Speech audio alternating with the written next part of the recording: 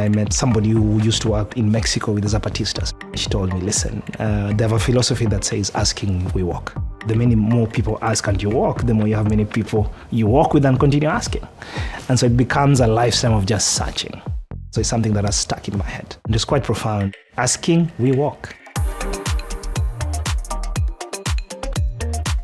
My name is Ambassador Philip Thigo. I'm the Special Envoy for Technology for the Government of Kenya, and my role basically is to see how to interface between technology companies and Kenya. The challenges, of course, of technology, I think, are manifold. And I think AI, it can either be positive in terms of how it enables us to solve many problems, or how we increase the digital divide around bias, around violence, whether it's fake news, disinformation, or manipulated media.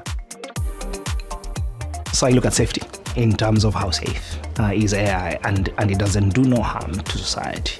I look at security in terms of the security of the models themselves so that they're not sort of contaminated in a way that then they harm society. I look at inclusivity, and so if you ask me to prioritize inclusivity, for me is the biggest thing.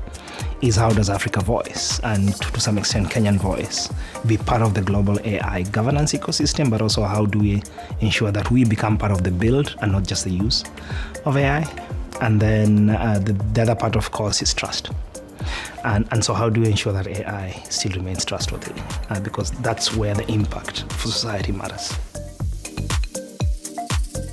Mozilla has been very active around keeping the internet open. That's a thing I love. In terms of representation and inclusivity, the RISE award is just not about the award, it's the categories that for me are interesting. This looks very much across society, across communities. So it's quite interesting, I think, to the extent that it gets me out of my comfort zone, right? So I had a chat with a couple of honorees yesterday. And interesting enough, how every one of us is looking at this from a different viewpoint. And so that gives a little bit beyond just inclusivity, I think, is diversity. And we need that now, more than ever. My work basically over the years has been trying to simplify the concepts around AI and ensuring that policymakers, despite their fears and the real fears of technology and its risks, are actually legislating or regulating AI in the way that creates opportunity for a lot of these builders you've seen and innovators, so that we don't stifle innovation, but also we bring out the promise of artificial intelligence in terms of how it can solve problems.